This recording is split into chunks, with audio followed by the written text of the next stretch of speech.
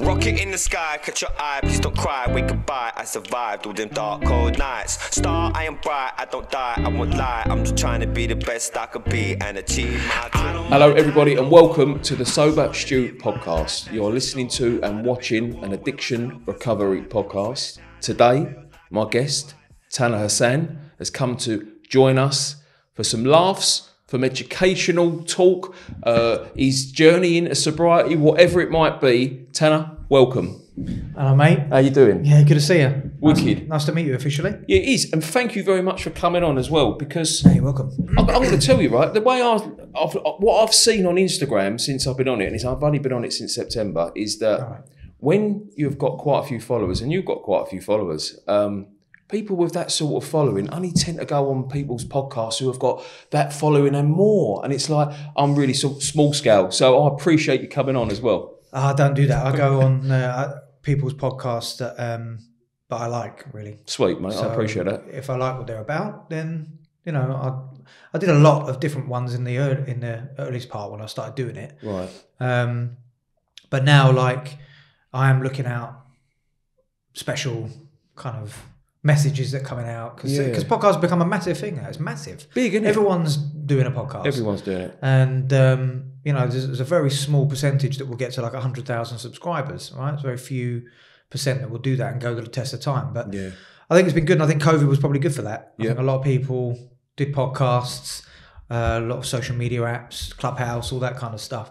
So, yeah, it's been quite nice. And now I'm getting to a place where I've done quite a few. How many have you done? I haven't really counted, but a few. Good few. Quite, yeah, more than 10, I think. Have you? Well, I've seen you on a few. This is how I got to know you. I see you on one where you was really cold. That was one, yeah. That was one, yeah. But do you know what? There was a couple of things that you mentioned on that podcast that got me really interested. One was you talked about your length of sobriety. Is you 17 years? Yeah, I think you and me are similar time. Yeah, I'm just 19 years. I'm yeah, 19 I was just years. 19 years. So we're a couple of the old dogs in sobriety game, really, because there ain't many of us around for that sort of length. Not really. No, there isn't. I agree with you. And I never really thought about doing a podcast in general, really, about sort of even sharing your story. I mean, there's so many different types of recovery models, and the recovery model I sort of support, avenue I went down, that sharing aspect is part of it. Yeah. But it's also anonymous and private. Yeah, and you know. in those rooms. So never really thought about doing it in a kind of podcast, but I think I had to be the time of sobriety that I am now to be able to do that. I think if I was like a year around, I don't know how. I don't think I wouldn't make any sense. Some of these guys, they make a lot of sense. I made no sense at a year. No, I didn't. I made some fucking bad choices at a year. Made some bad choices. So I think you have to settle. But, you know, I've really enjoyed listening to a lot of them and watching these podcasts. And I thought, well, you know, and I've said things, I thought, oh, shit, I shouldn't have said that. Oh, fuck, I've said this. And, you know, or there wasn't a real... It's just practice, I guess. It's practice, right? And then now it's got to a sort of time in my life and a place now where I'm able to say, actually, I think they've got a good podcast. I think it's not about how many followers you got. It ain't, mate. I mean, a lot of people are so obsessed with that. And don't get me wrong, I used to be obsessed about that. I don't have thousands of followers. I don't have loads and loads and loads of followers. But it's the engagement that's important. It is. And I'd much rather have people engage with me that want to engage with me rather than 50,000 followers or 100,000 followers that just sit there and do nothing. Mate, well, this is it. And do you know what I've realised as well? I kind of knew anyway, but a lot of people out there, and I know we're going on an Instagram one here, their followers ain't real. I've seen that a lot. How do you mean? Well, when you look at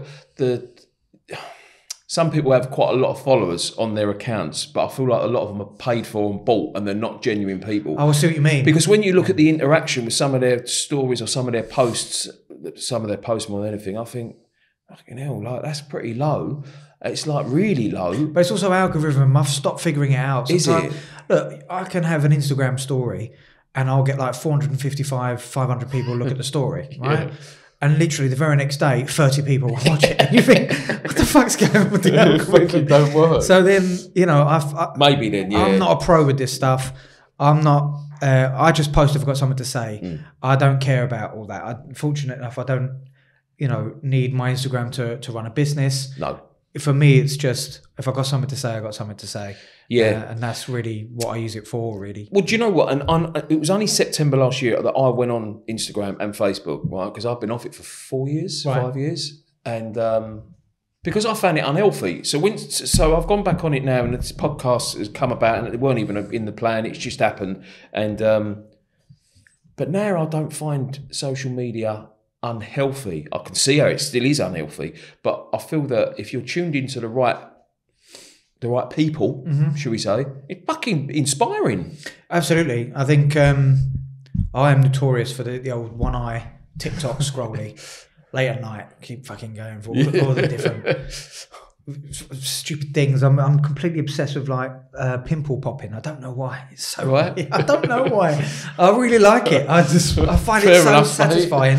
And then like, I'll get an ingrown hair out and that, or shaving a horse's hoof. Is that a thing? Is this what people watch? That's what I watch, mate. I don't know whatever. I don't know. It's just weird shit. And I just think, why are you showing me this at night? And I'm watching it, and I quite like it. But there's some really good, amazing stuff, that really inspiring stuff. But I just have to be. I've gone for all that different ends of the spectrum with social media, and I don't want to get caught up in that anymore. No. I used to get caught up in the, if you follow me, I'll follow you. If you unfollow me, I unfollow you. Oh, mate, it's fucking hell. It. Yeah, it's so sick. It's just, I can't. Mate, what is all that? But people do that though, don't they? Self-worth, control, rejection, all that kind of lovely stuff. So I don't give a shit. No. I'm in a care, but I'm not so obsessed around that anymore. My social media is my social media. It is what it is. If I've got something to say, I'll say it. If it resonates with you, great. If it doesn't, that's it. So do you use your platform to try and help others?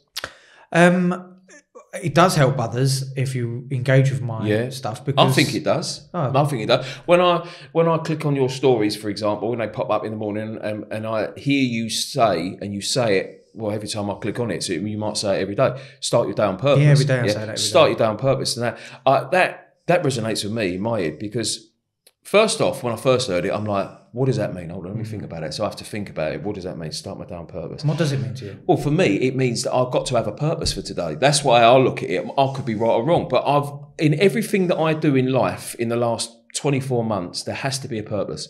If there's no purpose, I ain't doing it. That's the way I look at things now. Yeah. So there has to be a purpose of why I'm doing so. There's a purpose why I'm doing this podcast. There's a purpose why I'm sitting here talking to you. Yeah. And it's for somebody out there who might not end up in a fellowship meeting, or it might not end up in a counselling session, but they might watch this and go, fuck me, I've got a problem. I need to do something about it. It might help someone. Yeah. So that's my purpose. So start your day on purpose. Whenever I hear that, I go, if I've woke up and a little bit funny, I'll go, no, fucking hell, yeah. I'm on it. Well, we all have a purpose, don't we? We all have a purpose. And the point of where that came about was during COVID lockdown, and someone I know used to post a lot of videos up. And on this one particular day, he just said, start your day on purpose. And it really resonated with me. He's a Marine. Right. And so I contacted him and just said, look, that's hit me, that sentence. I said, I kind of want to use it. For a hashtag and make some kind of movement. What do you reckon? You up for it? And he was like, what have I got to do? I said, not much. He was like, I'll do it then. Yeah. So I was like, okay.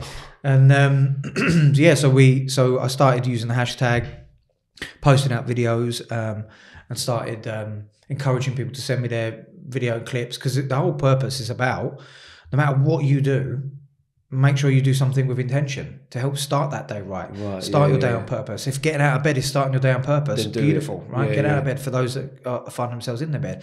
It was about doing anything, piece of toast, going for a walk, helping someone else. It doesn't really matter. It's individual for each and every single one of us. But just to remember you have that purpose, because in lockdown, it will become like Groundhog Day and become one big mess. Everyone was working from home. People were overworking because they were in their house. And so you need to be able to separate what's work time, what's pleasure time, what's dad time, what's husband time, wife time, all that kind of stuff. So this was about really establishing that purpose, and to use in a kind of virus-like fashion. Spread the virus, but with positivity and using social media for good. That was the initiative. And it's working. Listen, it was great. So many people sent me their clips from America, Canada, Philippines, everywhere, Australia. And then quite a few people in the public eye were sending me stuff, and it was great. Were they? Yeah. Yeah, it was really good. And I'd message like random people I'd never spoken to before, and sometimes they get back to you, and I just thought, okay, and like on that I did the Instagram lives.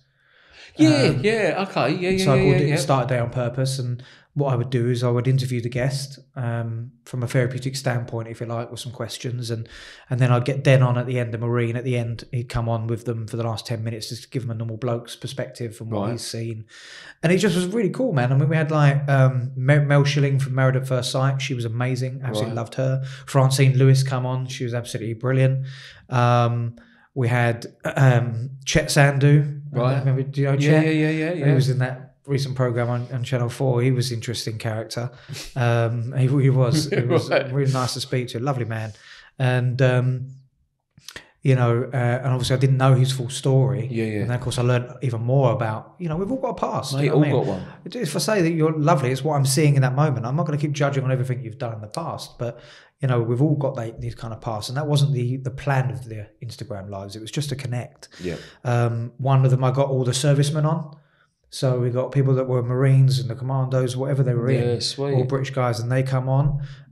We had people that would tune in every week. We'd get them on, just meet random people that wanted to come in and speak to us. It was just about connection. Susie Shaw, she came in. It was just really, really brilliant. Paul Denani came on. Liam Garrigan, another great actor. So it was so many. It did go viral then. I mean, look, I don't know if it went viral. I just know that we had viral, fun. Mate. we had fun doing it. It was really nice to connect with these people, and some of them I've made connections now for life, and still speak to them to this day. Nice. So therefore, I was it was helping me.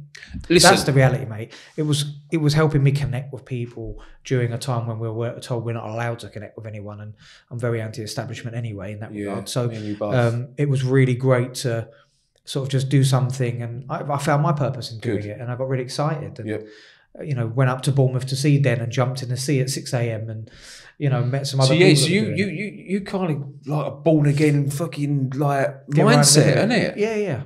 It was powerful. Really good. Yeah, it was really fun, and we still do it. We still use the hashtag. And so that's just what I'm saying. So I hear you say it every day. Do you say it every day? I say off camera, obviously. I say it every day. Every morning, I look in the mirror, and I say, "Start your day on purpose," and I jump in the cold shower.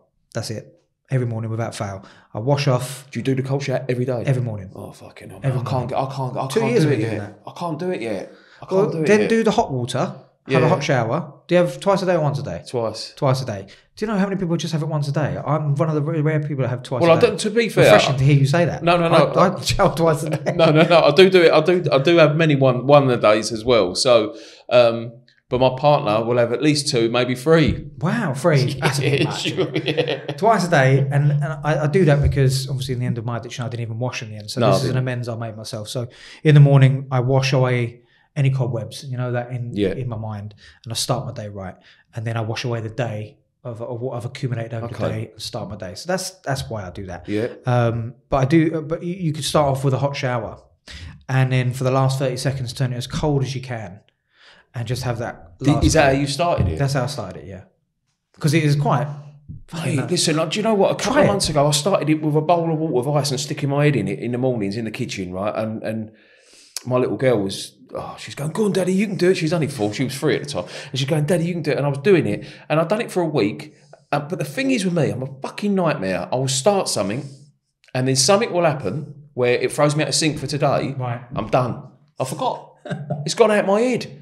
And I don't know whether that's an ADHD thing or not, or if it's just a me thing. But I will go to the gym 2-3 times this week, and I think, right, I'm on it now. Yeah. And then I'll have a bad week. When I say a bad week, like this week, I've had to take my little girl to the London hospital, and then we're getting some news where it could be a tricky period coming up. Okay. And emotionally, that sets me back a little bit. But I will manifest positive thoughts for the day that I can deal with today, yeah?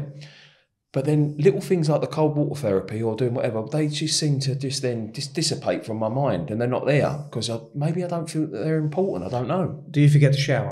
No. So start doing it in the shower. Right, there you go. End of discussion. It is end of discussion. That's I like the answer, yeah. So accountability in that regard. You never forget to have a shower. So just use that opportunity if you want to do that sort of thing. Not everyone wants to do that, and that's totally fine. Yeah, but it makes you feel good, doesn't it? I feel great afterwards. Well, I swear to God, I feel so good afterwards. I'm literally put it on the coldest it is and turn on the shower straight away and get in. Are you the only one in your house that does it? Yeah. Even the only wife, one fucking mad enough. Well, listen, I would have thought my wife would have done it. She's from Siberia, but she don't do it. She doesn't do it. No, I just do it. I don't really tell anyone. I just get on with it.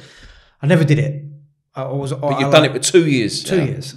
And I absolutely love it. And if I lived by the sea, I mean, I left Southend and moved to Colchester, but if I lived by the sea, I would be in the sea. Would you? I would. Because Den does it. I went and done it with him in Bournemouth, and it was the most. I did 7 minutes, and my whole body was shaking like from the shock of it all. But it would be repetition, obviously, and you get used to it with practice. And I just felt great afterwards. And I thought, do you know what? Let's do what I can, which is in the cold shower, and it feels so much better. Yeah, man. And and I like extreme cold, extreme heat. I'll sit in the plunge pool if I go to a spa. Yeah, man, I love all that. And did you used to love it? No. Didn't love it at all. It was just like hot. Yeah, hot. I need the hot. I need the warm. Give me the hot. That's all I want. Steam, hot, sauna, yes.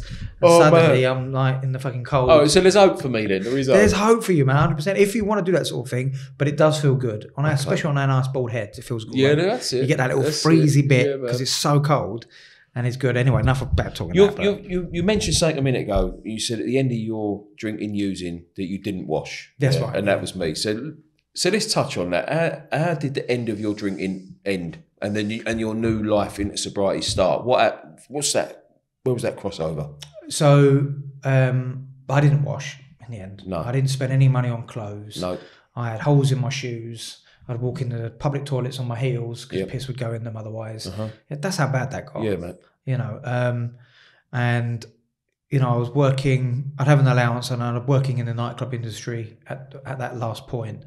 And so I would have the suits that you'd wear, but the shoes would be curling, and I'd need it all for drugs really and drink and whatnot. And drink I didn't have to pay for. I used to just drink at the bar there at work and just run it off. And that was a nice job then. Until the manager said to me, "Can you stop drinking at this bar and spread it around?" I was like, "Oh right, yeah, okay." It's always, otherwise it looks like you're just drinking. I was like, "Yeah, sure." But you was. And so that was a license to continue really. So all my money went on drugs really, and like cocaine and weed and stuff. And I was just a mess really, and I didn't wash. I was too paranoid. I was very thin. I was so thin that my flies on my trousers would fold over because I had to have extra holes put in my belt. I was the same. I was like 28. I think I was a size 28. Yeah, man. It's bad, I mean, that is thin. Yeah. Because of the amount of cocaine and lack of food. Yeah. And did you have extreme paranoia and drug-induced psychosis at the end? Yeah. Okay, so we're on the same page. Walking in the middle of the road at night, thinking people were following me all the time. Yeah. Used to speak in code to the dealers on the phone. Right. But what I've learned is the dealers need to know what the code means. Talk to them. It helps, doesn't it? Yeah, so that didn't work. No. Just what you going on about? What you going on about? That's like, all right. So I was a shell. I was fucked. I was just a shell of a man and frightened of everything. Used to go to work, used to not go to work, used to wake up, go to sleep, just anything. And going in blackout. And I couldn't get drunk anymore. Drunk myself sober. And it was just so dark. I just was in the darkness for like 5 years before I then said, this is, it needs to stop. So anyway, I had a family intervention. They went and see someone and I kind of ticked the boxes really. Right. And someone in the profession? Yeah, they went and saw what I understood to be Families Anonymous, I think. Okay. I think they reached out, looked online and found Families Anonymous. Right. Which I believe is Alcoholics Anonymous version of Al-Anon. Yeah. I think it's NA's version of... It's NA's version of Al-Anon. Right, okay. I think so. Narcotics Anonymous, right? Okay. So they found it online. It was Families Anonymous in Chelmsford somewhere, and they went and saw someone. And I just ticked all these boxes, basically, and they asked me these questions. So they gave me a mini intervention. Sorry, my voice is really hoarse today. I don't know what's going on. I was just very nervous driving up to meet you. It's just I feel a bit less than with your beard. Mate, I'm liking your beard. It's looking good. Yours is all right, man. The Beardy Boys. That's it. No Barnett. This podcast is going to change to the Beardy Boys. The Beardy Boys. Change that, yeah. So you can tell we've both got ADHD. We'll come back to it. I'm back on. But you're with me. Your head's with me. No, I've lost it now. Where were we? I know exactly where we were. Right, cool, let's go. We were talking about fishing. Yeah. No, we weren't talking about fishing. Right, okay, what were we talking about? We're talking about when Family Anonymous. There we go. I'm just fucking it took me a while to get there, though. It took me a while to get there. Right. So anyway, I ticked the boxes and they went and gave me sort of an intervention in the kitchen. Okay. And do you know what? I was so relieved in the end because I was leading a double life. Yeah, mate. And I couldn't do it anymore. Was you living at home at the time? I was living at home. Right. So they're worried sick. I'm worried sick, and I was exhausted. I was done. Yeah. I think like as worse as it got. I mean, it's I cringe when I think about it. I think a deal had gone down wrong, and I got knocked, and I was on the phone. I think I was just ranting, saying it's all fucking shit. It's like paracetamol or something like that. And she heard me, and I'd spun some lie to say I was holding. Yeah, this is ridiculous. Yeah. Holding paracetamol for a friend. Yeah, as you do.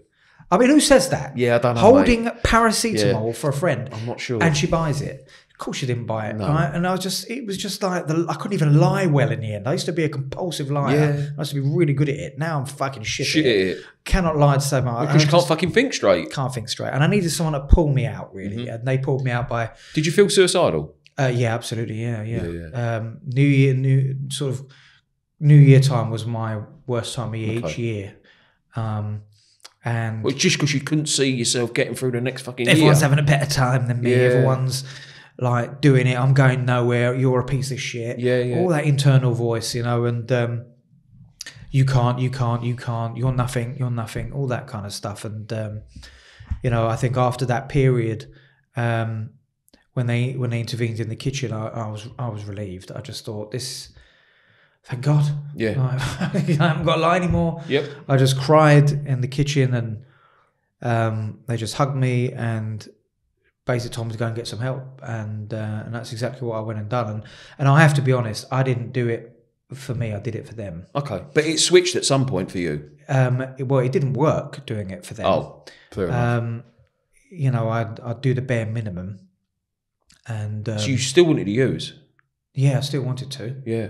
And I did, like, every now and again. You would have a little dabble? About 6 months I was messing about. And then lying and saying, it's all good and I'm doing well and all that kind of stuff. And it wasn't great. And this is, I'll let you into how my thinking was at the time. So this is me. I'm on my arse. Mm-hmm. I am of no value to anyone in a relationship, as a friend, as anything, right? I had nothing going on for me. And these two guys came to take me to a support group. And when they picked me up, I swear to God, this is my thought process. I thought they obviously want to have sex with me. That's what they want to do. So I'm sitting in the back of the car. I mean, don't laugh. I mean, I am a catch, obviously. Beautiful man. It's logical thinking. Logical, obviously, right? Yeah. And a lot to offer. So much so that it doesn't matter what gender or sex you are, you wanted a piece. You wanted a piece of me. So I'm sitting in this car, and these were big fellas, right? So I was thinking, right, I'm going to have to fucking gouge his eye out, bite his neck, like just all that kind of in my head, right? This is all in my head. I'm laughing, but it's fucking not funny. It's not funny, but it is funny because that's where I was at. And by the time I got there, guess what? They didn't have sex with me. No, they took me into the meeting. I went to the support group meeting. They took me back in the car, asked me how I think it went, and then offered to pick me up the following week. And guess what? They didn't have sex with me. They didn't. They didn't even ask. Shocked you. And then I felt rejected. Serious? Yeah, I can imagine. This is my thought process. I'm thinking, what? They didn't even try it on, and I'm not even. I'm a heterosexual man. I like women, so this is where my head was at. See, Tanner, look, you're just sitting there and I have this conversation with people maybe daily, and not everyone realises, and I'm hoping they will realise that addiction centres in the mind, and it's a fucking thinking problem. Yeah, I'm not mentally ill. I have an illness that's in my mind, and it's an illness of low self-worth, low self-esteem, high ego. Yeah. You know, can't accept success but won't tolerate failure. Deluded mindset and all. And then you got that illness of addiction that tells you ain't got it. Absolutely right. You know, so you're fucked, aren't you? You're all right. I always think of that film Human Traffic. Do you remember that film Human Traffic? Yeah. When him and Danny Dyer are sitting there and they go, you're all right? You look fucked. He goes, no, I'm all right. No, I'm all right. Nurse, I need a piss pot because I'm fat. That line, that film spoke to me, and I just thought, how many of us are not even necessarily in it, you know, addict mode, but just in that culture, will have those conversations to convince themselves, we're all right, it's just something we do. But that carried on throughout my life as if, you know, it's who are you trying to convince that you're all right? You just aren't all right. No. You was exhausted living this double life, but it's the overriding obsessive thought to change the way that you feel. More. Yeah. And the way that my head worked is that in the end, when I'd use, it would quiet my head. And then wake up. Yeah. It's getting loud. I'm trying to engage with it. I can't engage with it. I have to use again. Yeah. Quiet. And then mate. And it's back again. So what do I need to use again?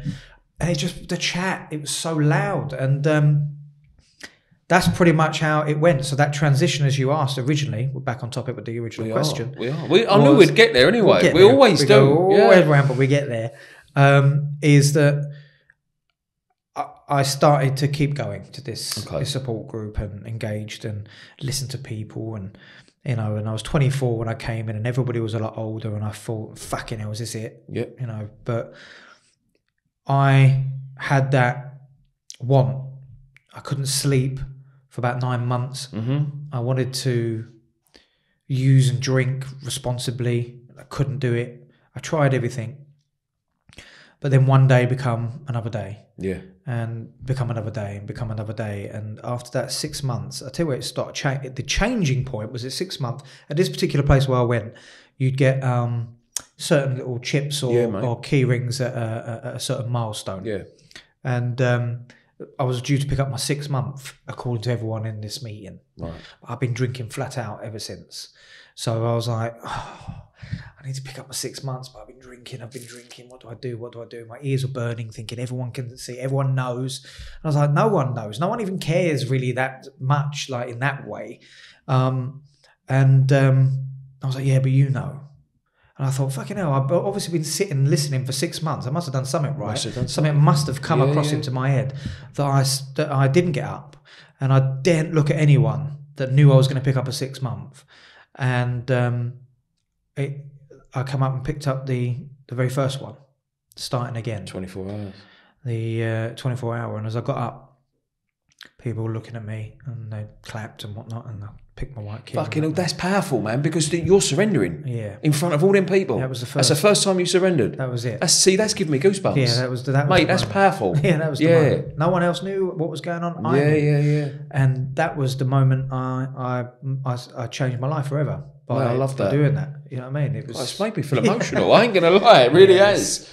And you were 24. Powerful. I was 28, right? But yeah. And the rooms were full of fucking old people. Yeah. And shitty rooms. And I do you know what though? Yeah. I had that thought that you had. Is this it? But then also, I couldn't go back to what I was just doing. I had a gun in my mouth for 3 months, crying, every night. I hadn't washed for 9 months, and it was all like 8 stone in weight. You know, like you was like living above a pub in a room that was disgusting. Like pint glass after pint glass, I ran with urine in with mould on the top because I had drug-induced psychosis. So I can't leave the room. I'm paranoid as hell.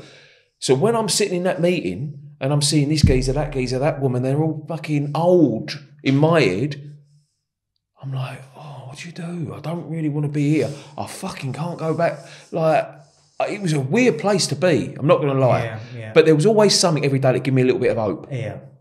When one day went into another day into another day, I'm thinking, do you know what? I fucking can do this. And I've started listening to Robert Icy recently, and I know he's a good mate of mine. Yeah, he's a good pal of yours, isn't he? And he talks about manifestation, and I feel like I've done that in my recovery without even knowing. Do you know what I mean? In elements of my life. Not always positive, though. Well, it's not really about positive or negative. It's about getting the emotional intelligence in prior to the event. Right, okay. I've just said a lot of words there. That was a lot of words. Say that again. Break that down, man. Break that down. We have to get the emotional intelligence in prior to the event. So, for example, I say to you, I'm going to fail my exam on Friday. You'll go, well, that's not very positive. You need to be positive. Okay, I'm positively sure I'm going to fail my exam on Friday. So we know that it ain't about positive and negative. Okay. It is, but it's not the main focus. The main thing is, well, what you should be saying to me is, well, what's it going to be like for you if you did pass that exam? And I'll sort of say, well, it's going to be amazing. Well, close your eyes and tell me. Like, well, I'm going to pass that exam. Well, that means I can get the job that I really want. And what's that going to do for you? Well, I'm going to be able to go on that holiday that I wanted. We'll take my wife and my daughter, and we're going to go. And all of a sudden, I'm describing and being specific, and I can see it.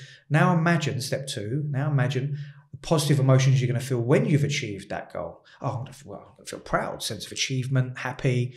I'm going to feel blessed up. I'm going to be like, yes, mate. And where are you feeling that in your body? And I might be feeling it in my chest or all over my body. Yeah. Now what I've done is just in that 30 seconds, I've created a specific image of my goal. I have now created the feeling. And the brain doesn't understand the difference between something that's happened to you or something you've made, that you've made up. Yeah. So you're feeling it. So your brain's creating that as if that is what's happening, and it creates it as a memory, and that's really important. So that's now we're talking about the RES system in the brain, which is a bunch of neurons in the bottom of the brain.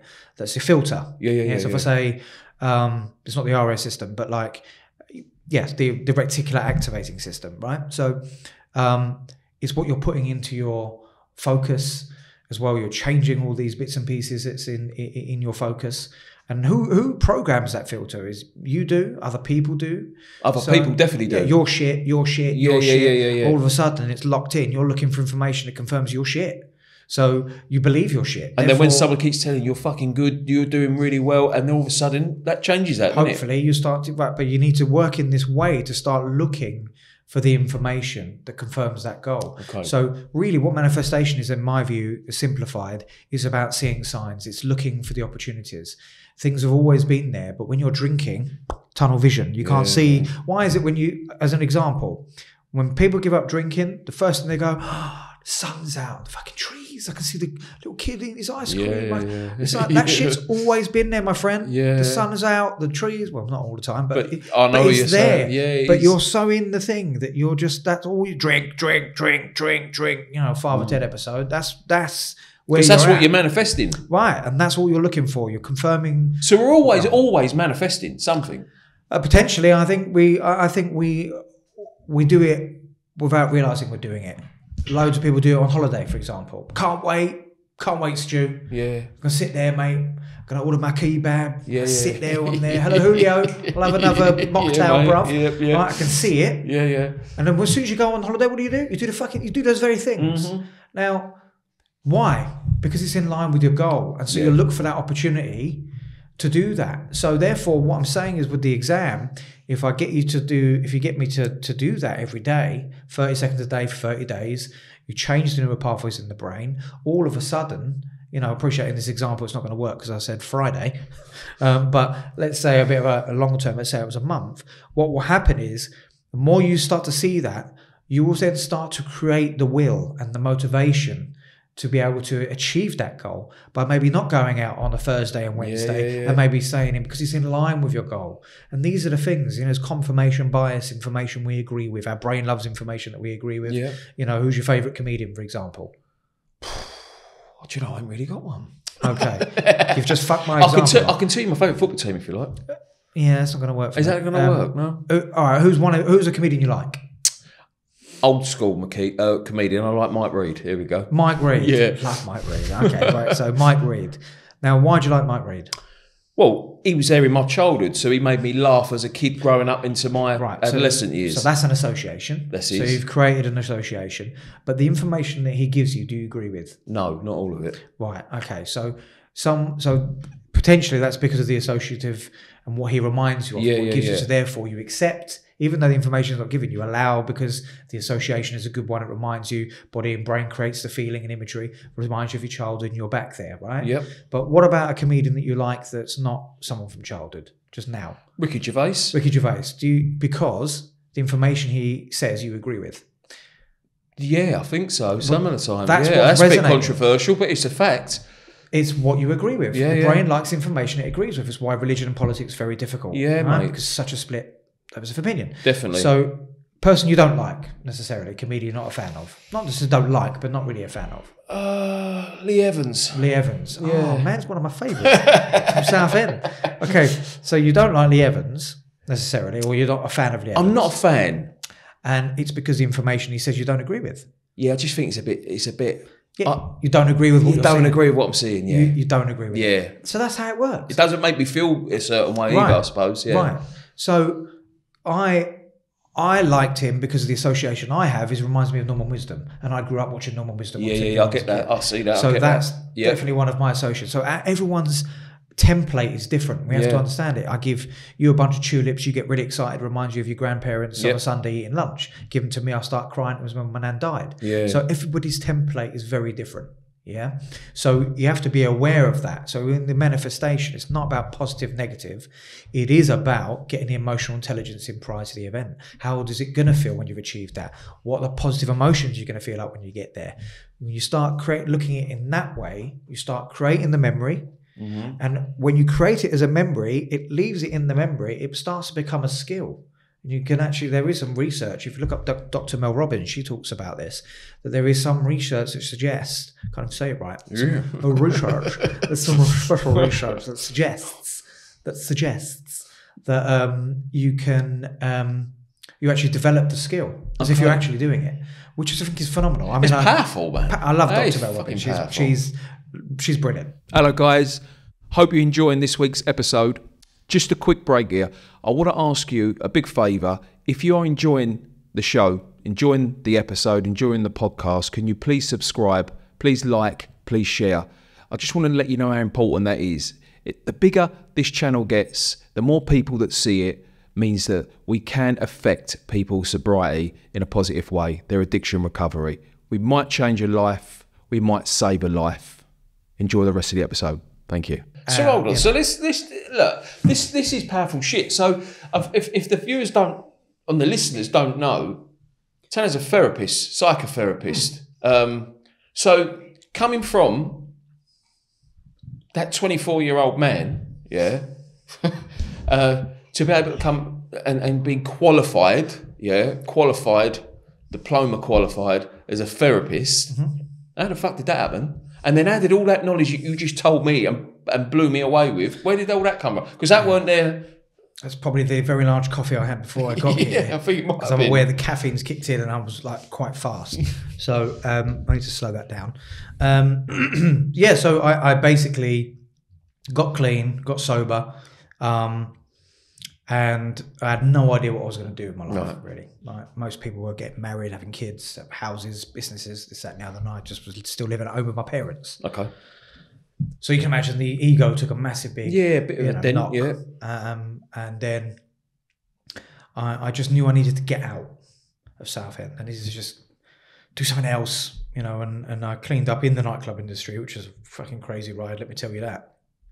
And I started doing promo work, giving out leaflets in like a supermarket. You know, hi madam, would you like to try some drink? Yeah. I've done a bit of that. I know when I got sober. Right, did you? Yeah. Sainsbury's and all that. I did it all. We've got a lot of similarities. Yeah. Mine was Breathe Right nose strips. Okay. And I had about 3 years worth of supply because I nicked it all. As you do, because you're supposed to leave them there. I took it all. I know that one. When it was early days, I hadn't changed all of my behaviour. Yeah. I don't know if they can do you for that now. It was a long time ago. I reckon you'd be all right. Oh, okay. So I nicked quite a lot. Of them, but there were samples. They were be destroyed. So that's all right then. I justified my behaviour. Good. So anyway, I sort of signed up to all these promo agencies and doing lots of different things, billboards in London and that kind of stuff. And one of them come up was called the Frank campaign. Talk to Frank, right? Which is a drug and alcohol awareness for the government, right? So I went there and I thought maybe they're all in recovery. Yeah. That's what my fault would have been. Yeah. So I thought, I'm going to just let them know. I'm one of you. So it's all right. They weren't, though. They weren't in recovery. No, they weren't. I learned about why in support groups we're sharing a certain way and why certain things are created so that you can lock it down. Because it's not a therapy session in there, and you can lock it down and feel safe. I felt vulnerable. Did you? Because I started sharing my story with them and of why, and it was appropriate to the question. And then I realised they're not in recovery. And then I felt really vulnerable. So I thought, shit, I've just given these strangers all this information. And now they're looking at you in a fucking way. One of them was crying her eyes out. Yeah. And I was just, oh, shit. What have I done? I fucked it. Like, I just left there. I turned up in a suit. Right. And these are all young, like, teenagers and young adults that were... but you didn't know, did you? So they were all like trackies and that. I've turned up in a fucking like pinstripe suit, like bad boy pinstripe Yeah, but suit. you're always very, very dapper, aren't you? That's an amends I made myself. When I get clean, fair play. I look after myself, and that's a continual amends I've made. It's good, man. I like to just look nice and feel nice. I'll make you right. That's that. That's just my thing. And so anyway, I wear this suit, and she rang me up, and she said...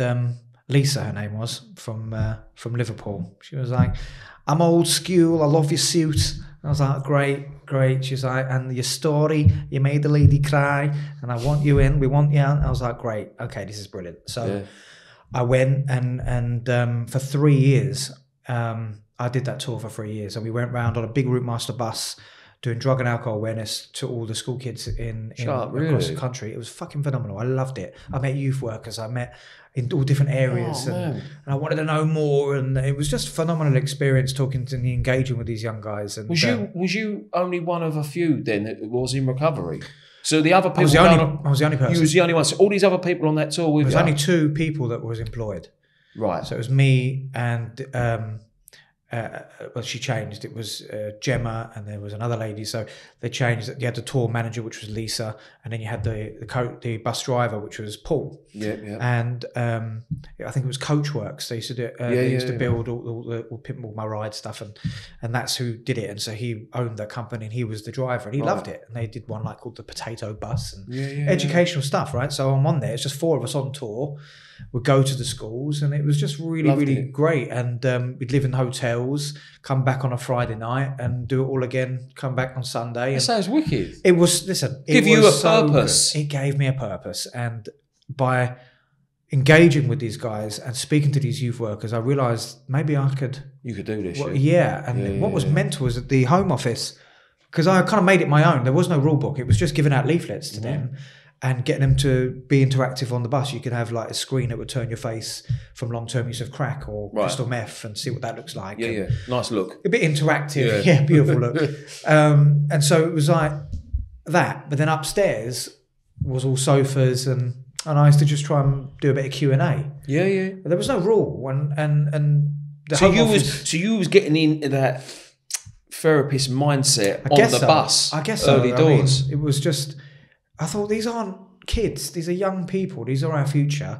Let's talk to them honestly and openly and give them a little bit about me if they ask, because that's the first question they're going to ask. Have you used drugs? Because they want that shock value. You go, yeah, I have. And they go, what? What? You're admitting it. And we get rid of the teachers off the bus and make a big deal of that. So it would say this is a safe space. And obviously if there was anything shared that might be a bit wonky or a bit worrying, we would what we class as an adult now safeguarding concerns. Indeed. Then of course, if there was any of that, we'd raise that. And was there safeguarding concerns, that terminology back then or not? Yeah. Oh, there was. Oh yeah, there absolutely was. I had one poor girl telling me that she was. I mean, did you have to? Like, was there a policy for that? Well, we didn't do any interventions as such. We weren't having to, Gotcha. But we'd have to report to the teacher, and then the teacher would obviously take it their end and follow their procedures. But you'd hear stuff about people talking about their own mother, she's using heroin, she's this, that, and the other. You got to flag that shit, mate. You got it, haven't you? And I say, I can't keep that. We're going to have to share that. Well, they already know. I said, okay, well, thank you very much for sharing with me. And I tell the teacher, and the teacher said, yeah, we already know, but thank you very much for letting us know. It's like keeping everybody safe.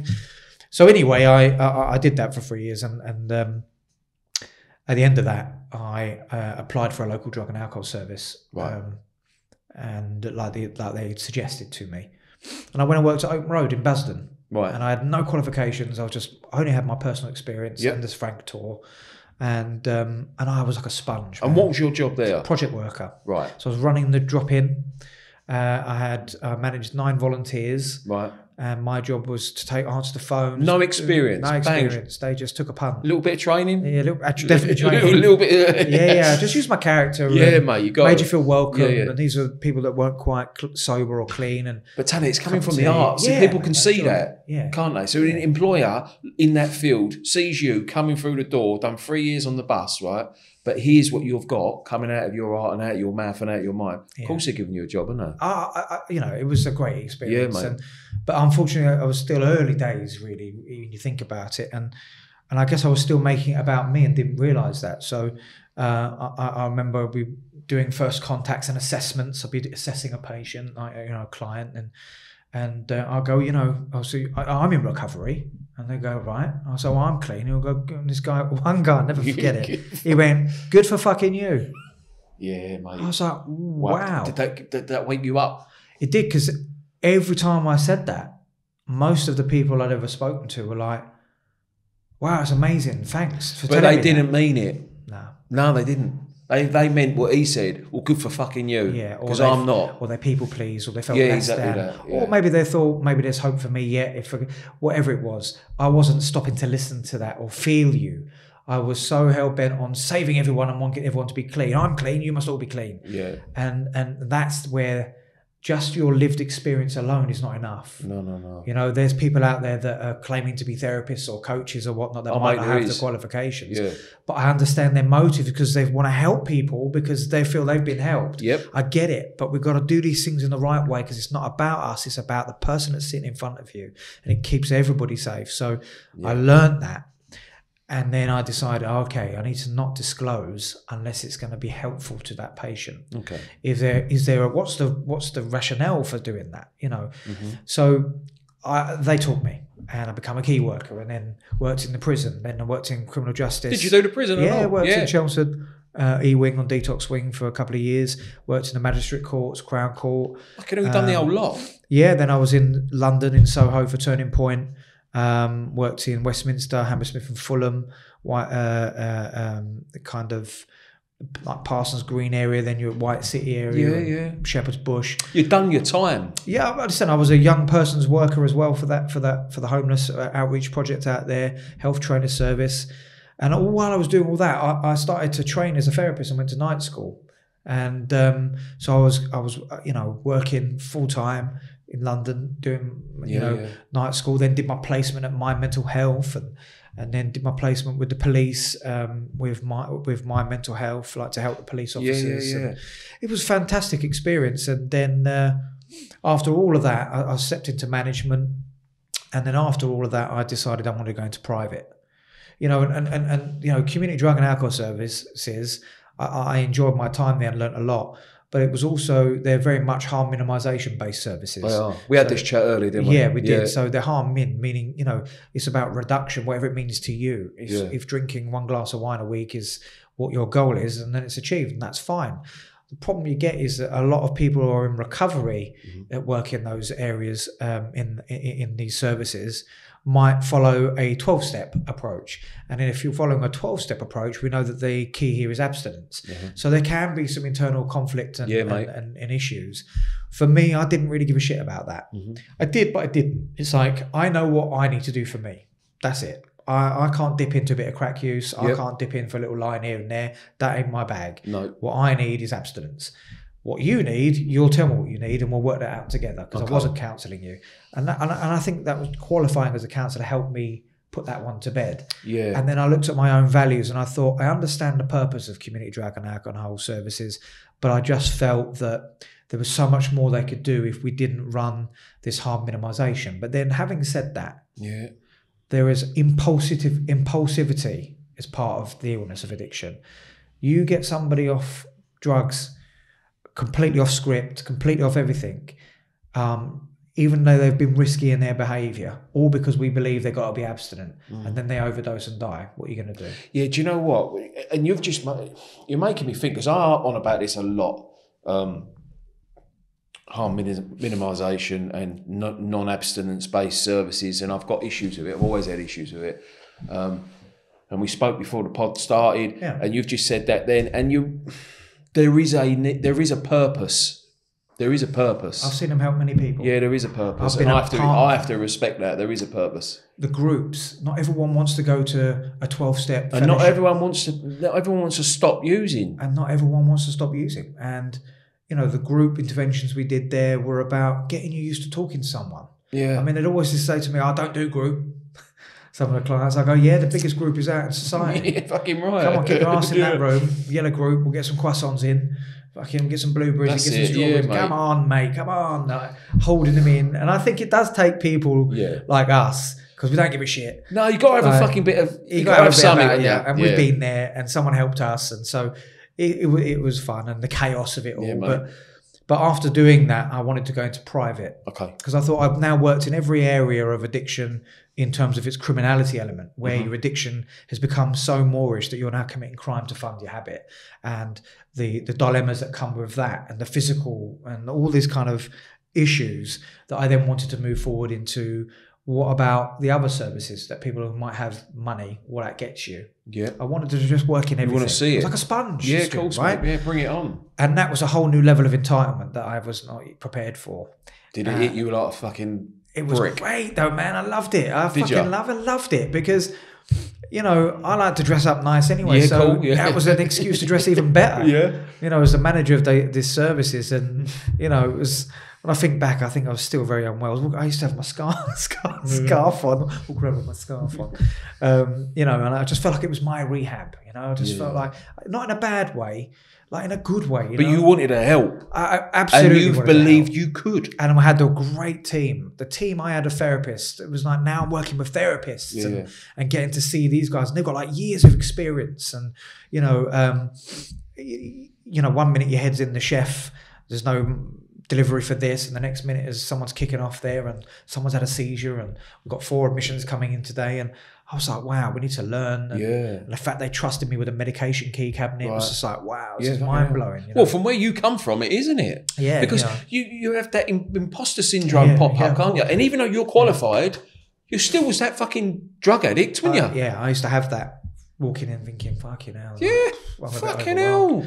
That's all right. I'm being there when you're telling me, and that's exactly. I'd open it up and go, fucking hell.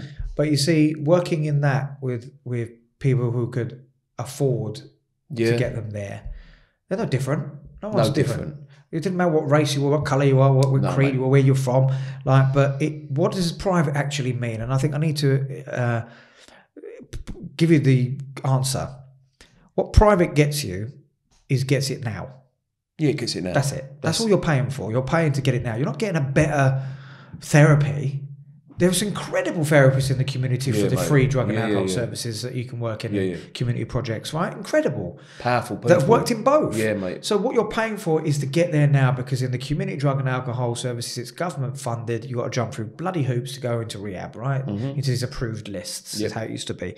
So sometimes you'd get the entitled people that would come there because they were full of fear and control, and money's what they knew, and they've got successful businesses. That's going to keep me safe in my bubble. But you can't beat this little, kind of inconvenient bit of alcoholism.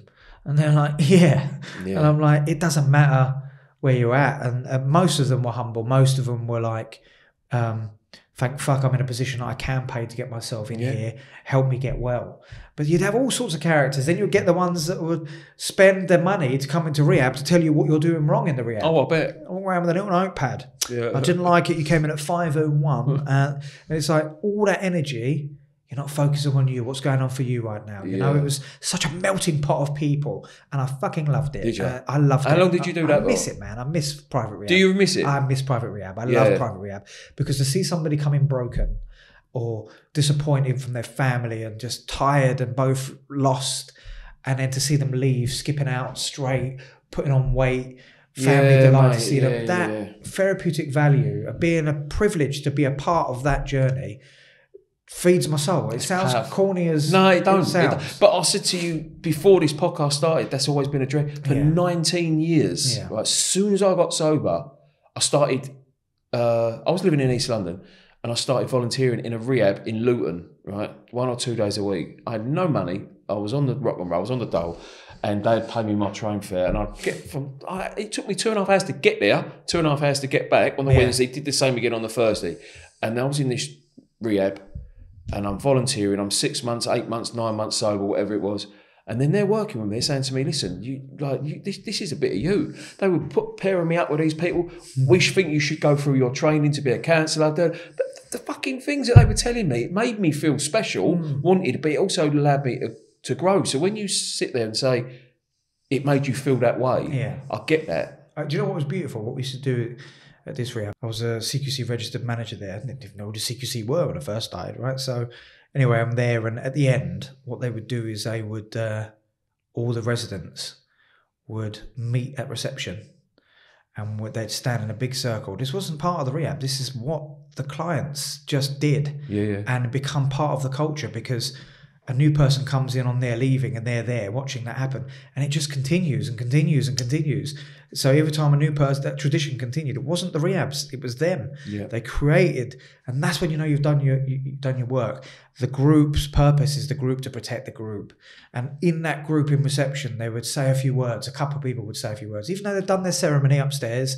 They'd still say a couple of last words, and then all of a sudden, the therapist started getting in part of that, going, saying a few things, and this would be in front of their family. It would be overwhelmed to just sort of watching it, the love, and then I started coming as a manager, and I thought, why not? Then the chef was in it. Like, the chef would be in the circle, and head of housekeeping would be there. It really created a family unit, and I absolutely loved it, man. So I can see you love it. Hey, let me ask a question. So in that environment, what percentage of the staff were 70% recovered? Yeah, I like that. 70% in recovery. Like that, man. My nurse, who taught me how to do a risk assessment years ago when I first started in the local drug and alcohol services, I hadn't seen her for years. She ended up working for me as my nurse, and she used to sit there every now and again and go, okay, I can't believe it. Like, you was like this little youth worker in red trainers, and now you're running the centre, and I'm working for you, boss. And that was That's mad, isn't it? And but she's not in recovery, and she'd get asked this question all the time.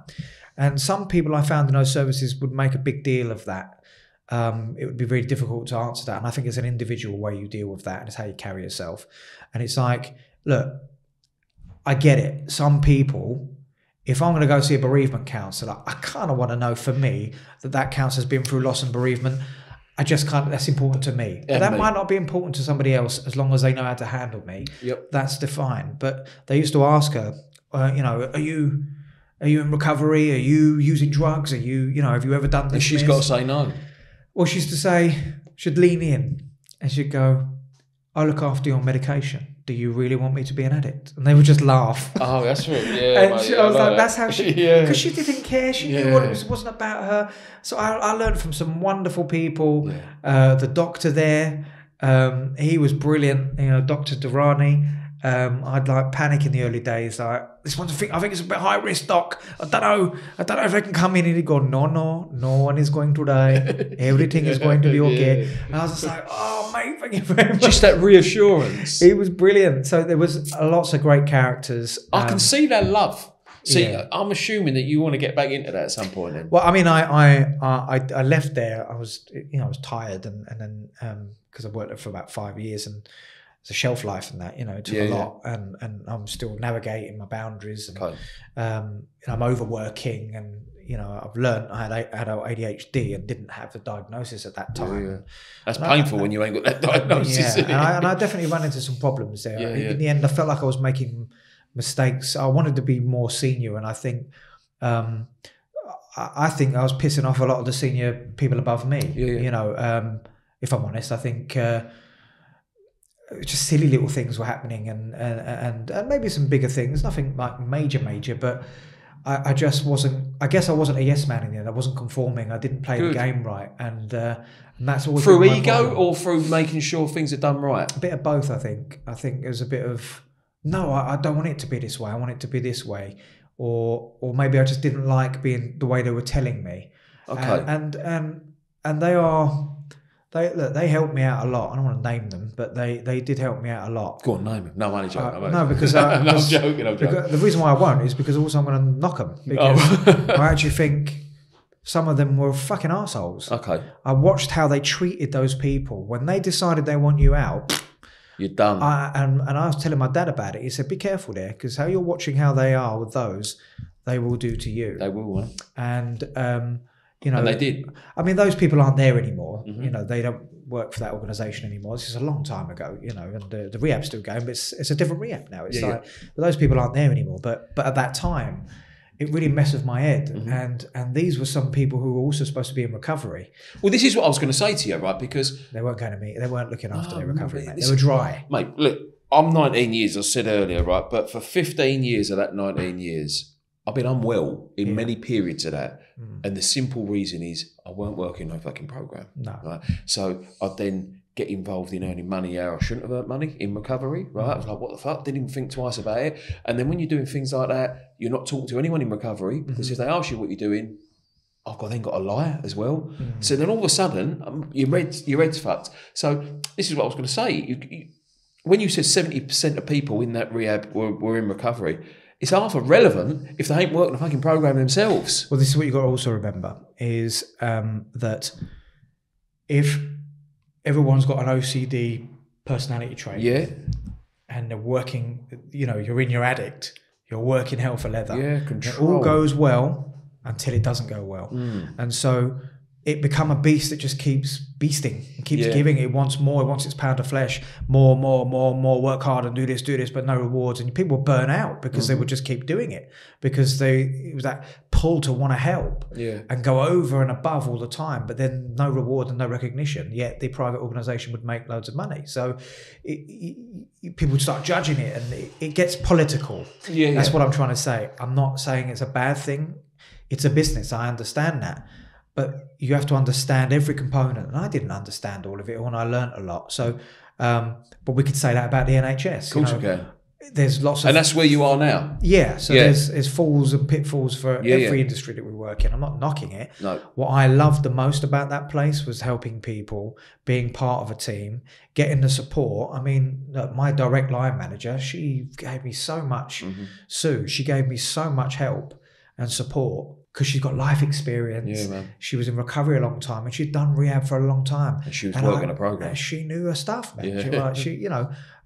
I felt like I wasn't pleasing her in the end. And maybe you might say therapeutically that was a bit of mummy issues. You know, maybe I put her on a pedestal as a mum-like figure. And I think I made mistakes. And I think I was tired towards the end. So we'd argue and disagree. And so I learned a lot about myself when I stepped away from there, that I think I gave too much.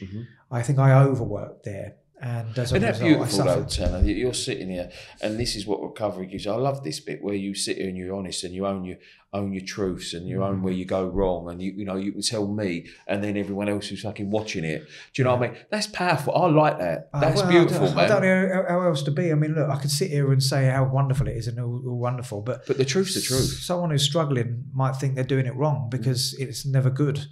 You know, it can't all be a bed of roses. No way. It's life on life's terms. And I still made mistakes.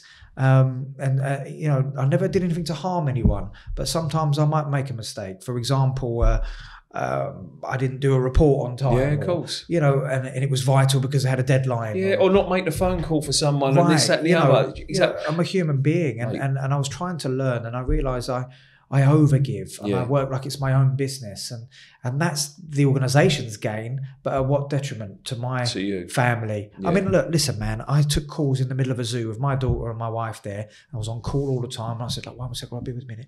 It was like the movies, you know, the movies where they show that bit where they're always on the phone and always working. That was me, and it wasn't even my own business. And then they jack it in and they go, I quit, and all this kind of stuff. But that's because you had passion for helping others. Yeah. But then maybe because you've got element of control issues as well. Absolutely. Yeah, isn't it? Do you know what I mean? 100% right. And I think I just wasn't wearing it like a loose garment. It was a bit of a wetsuit effect. And so it was getting out of that, working back in community and then going to the NHS that I learned a whole new, you know, when your clock ends, the clock ends, you know. And that's a different vibe, isn't it? A different vibe. But obviously it's private rehab. It's 24-hour care. And actually you are the accountable person. It's your name on the door and you've got to make sure everyone's safe. But there are politics that go on in every organisation, right? So working in NHS was really brilliant just to see how a bit slowed down a bit. Yeah.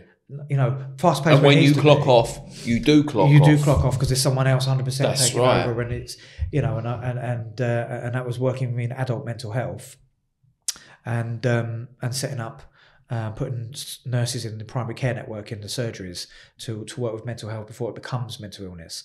And then, I went over to be an ops director in another rehab, but they sadly, their CQC report wasn't good. Okay. I got there too late, and I was there 3 months, and I was gutted because we could see it changing. You could see it. I mean, they didn't have any policy and procedure really, no real infrastructure, no processes, and what an amazing gift that I was able to bring that expertise, not blag, but bring that expertise because of what the bosses taught me at my last rehab place. You just hit the nail on the head, not blag, innit? Not a blag, but because I learned that, I was a sponge from that rehab that I worked at, and those people gave me their time and their expertise.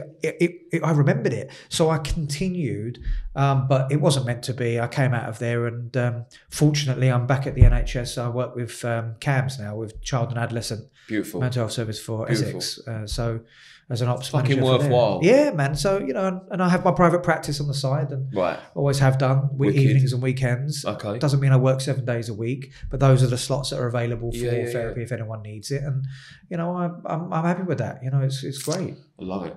Listen, I've got 2 questions before we wrap up. Right. One is, I see on your Instagram a couple of days ago something about a film.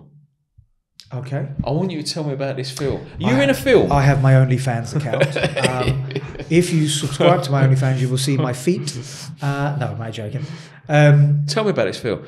A film? Yeah. What film? I heard something about Bermondsey. The movie. Yeah, the movie. Yeah, sorry. Bermondsey Tales.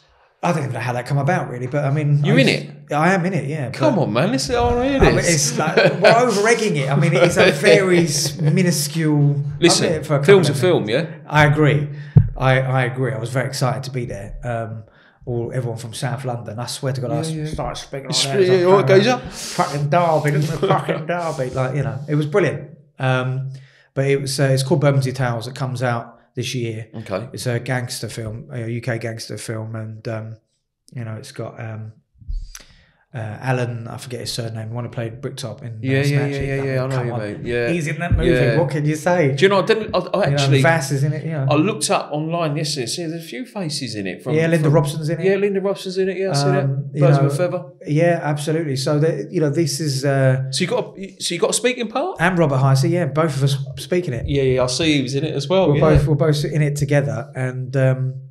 It's I don't know. We're basically kissing arse at a funeral. Right. That's all we can say about it. Fair enough. Listen, I have a couple of lines, and but look, that was good fun. Oh yeah, it's good fun. Yeah, it was good fun. How many people could tick off they've done that? Mate, come on, that's brilliant. Movie. Yeah, and I really enjoyed it, and I used to do all that when I was younger. Music, acting. Yeah, you done music and all. Yeah, got close a couple of times, and then it came out, and addiction got in the way. And, I know you've done music. Yeah. Pop Idol. No, I did. POPSTARS. POPSTARS, the Rivals or whatever it is. POPSTARS. No, before then. Right. Okay. Although I did go and do that one did actually, and that was fucking awful. I was at the peak of addiction. Right. That's not good. No, that was humiliating. That was it bad? Yeah. And what's worse is that exists. There's footage of that exists, and I've got to live with that. I might have to look that up. No. Is it bad? Yeah, it's bad. Bad. It's terrible. POPSTARS came out before there was YouTube, so you won't find. It was just 2001. Fucking hell, man. So fortunately, there's very little footage. But no, I mean, some of it's on my Instagram.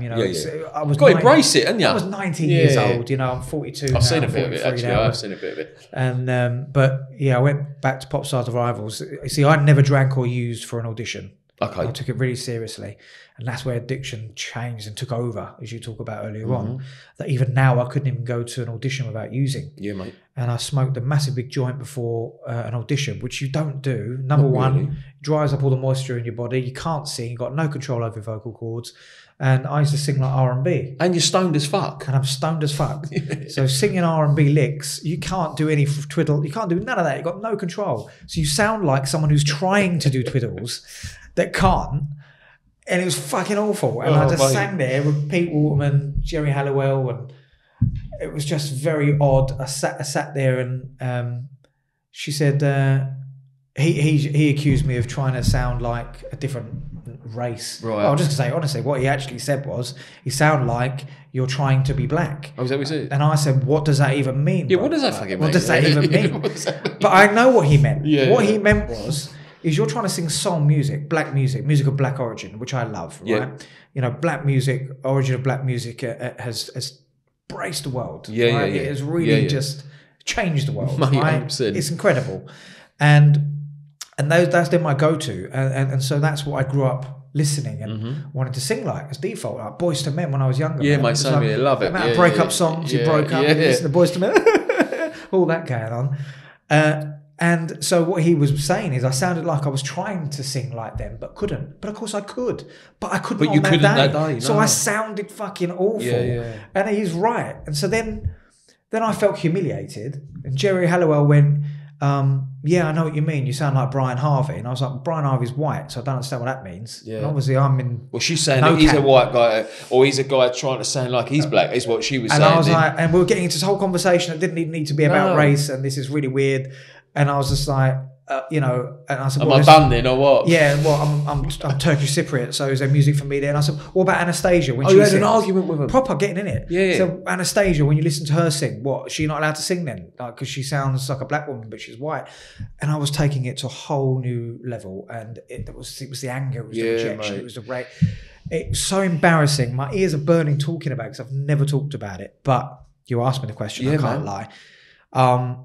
And when I stepped out, and Peter Waterman just kept it very simple. He just looked up and went, no, sorry, it was Louis Walsh had said that about the comment. Right. It was Peter Waterman who said, less is more. He just opened his head and said, just not for us, kid. Thank you very much for coming. And I said, no problem. Sweet, mate. Yeah. Off I went, came out, Davina McCall was there, who was one of us. I didn't even know that. I wish I'd known. I was so in the peak of it. Yeah, mate. And I said, oh, they're all racist in there. And what saddens me is Full of anger. That footage is sitting there in archive, as well as where you're going with it around, you know, how sad I was feeling. But I feel humiliated knowing that exists. It's still sitting there. Yeah, I get that. Somewhere in an archive that really exists, and I hope I never see it again because it will be a fucking horrible reminder of where I was at, and that makes me sad. Yeah, I get that. So that's one of my moments. But you know what though? Like, you look at that moment there, and that touched me actually. What you was just saying then, because that moment there that you don't want to see again, to the moment we was just talking about the film on the Bermondsey Towers when you was laughing about that, you know, how fucking beautiful is that to be in there and look at the difference. Yeah. The fucking different person. Yeah, I took myself very seriously. I don't take myself seriously No, these days. mate. And I think it is what it is now. Like, I mean, I say I don't ever want to see it again. It's so dramatic. You will see it. One day you will. Maybe. One day you will. I know you will. I'll break into the archive room and nick it. Do you know what? I feel like you would probably want to see it one day. And I don't know. Maybe not. Maybe not. Who knows? But it doesn't really matter. The point is, I put myself in those positions. I wasn't well enough to be in those positions. And that was when I thought I was in control. And that is the illusion. And that is what addiction does. Yeah. It gives you that illusion that thinks you got into control, that it was coming away from me, man. It was just, I couldn't deal with it. And so now, you know, I don't have any regrets really. it's a shame that happened, but I don't regret it. It's made me the man I am today and what I'm doing and where I'm going today. So, you know, it was fun to just do this movie. And your journey is your journey, and where you are is where you are. We both know that. And back then, you wanted to be in music and you wanted to do acting, whatever you wanted to do. But look what you just fucking told us all. That how many? I'm not even going to guess how many people that you have helped directly or indirectly through your recovery by working in the field that you're in. So kudos to that, man. I'll tell you that. Fucking massive respect. So, no, it's amazing. You would have helped more people doing that than singing or acting. No, I hear you. I absolutely hear you. I think the alternative might be better, is what I was told. Yeah, man. And but you know, I've had the pleasure of being able to bring that back in. You know, I went on tour with music as an adult. Too Smart for Drugs and Knife Crime and Bullying with Essex Police, working with the police, and Essex FM and Heart FM. Amazing experiences and opportunities, and you know, I'd done a presenter's course at the London Academy in 2009, and work asked me to go and be on This Morning to talk about addiction. It sort of hadn't gone away, and I sort of love all that. I don't know why I love it so much. I don't know why I love entertainment, you know, and this kind of stuff. You know, you enjoy it. I enjoy it. It's connecting. It's reaching out in a bit more of a less than a normal 9 to 5 in the office type. I think it lets you grow as well. I just think, and I think I've got more to say. I'm shut up for this whole podcast, so I think it's very clear. But I think I've got more to say in the right way. Good. And I think if it's going to help someone, but it helps me tell my truth from where I'm at. But it's not just from a person in recovery's perspective. You know, I've earned my stripes as a professional, and I can back it up. Definitely. With not only just personal experience, which is very valid, and we need to hear that, but we also need to hear the therapeutic view. But quite often I don't think we get the both. And I think that's where I sit. And I think, and this is why I wanted you on the podcast. Yeah. So thank you for that. Do you know what I mean? I mean, we didn't really talk a lot about professional, therapeutic sort of tips or whatnot, but that's all right. It is what it is, you know. Yep. It's but there's so much to learn. Well, we talked about the brain. Talked a little bit about the RES. We have talked about the brain, and do you know what? I feel that we'll be doing another podcast at some point because, you know, I like to. I've got ADHD, so have you. I'll go on mad tangents. We don't script it. We go with what we go with. But sometimes it's nice to talk on topics. And I've got a couple of little topics running around my head as I'm sitting here talking to you now. So I'll talk to you about them once we finish. But I want to finish up with you giving our audience, our listeners, our viewers, one piece of advice if they are struggling. I ask everyone to do it each week because I think it's important. What advice would you give someone if they're struggling, if they're early in addiction, in recovery, if they're long time in it, like I was and I was struggling, whatever it is, it don't matter. What advice would you give? I would say, first of all, ask the question, what you're struggling with. Okay. Got to be specific, you know? So be specific. What is it you're actually struggling with? Is it I'm struggling with sobriety, if we go with the theme of sobriety, or is it I'm struggling with the fact that I feel lonely because I'm not with the same people that I was with in sobriety, or is it I'm struggling with physical issues from coming sobriety? So we need to be specific on what you're actually struggling with, and that will then indicate where you might want to go next to go get the help. But if we're going to be a bit more generic, should we say, what if you're struggling, is you need to look at what support network have you got? Yeah, powerful. What support network do you have? Because not everyone has the same support network. You know, right now, I can tell you right now, there are 5 people on that phone I could call if I'm in the shit. If I'm in the shit, 5 people I can pick up that phone. And I'm that for someone else. But not everyone could say that, and that's fine. So it's about understanding that, you know. But I've also learned, for those that are struggling, that when I go through my struggles, when I pick up the phone and ask somebody else how they are, it puts things in perspective. And it's something that's not really talked about a lot. No, mate, I agree. In certain places they talk about it, but in regular society, because self-forgetting, it can be important. It doesn't mean you're going to forget yourself, and it doesn't mean that you're not going to look at yourself. But sometimes just getting yourself out of yourself and just asking somebody else how they're doing. Or even if it means, hi, Mum, can I do something for you today? Knock on the old door, old next door neighbour's house. Do you need anything? You know, something like that. Get yourself out of yourself just to pull you out your arse. I agree. Because sometimes when we're struggling, we're just in our arse. All we're thinking about is ourselves. Right. It's self. Yeah, mate. Right. But if there are genuine issues and problems, and that's really impacting you, please, for the love of God, all of you, but especially men, speak to someone, because this is how we change the direction of where the narrative has gone for years. Men and mental health, and men and feelings, and not talking and whatnot. We've got to reach out, speak to someone, whether it's preferably someone that cares about your life and is invested in you.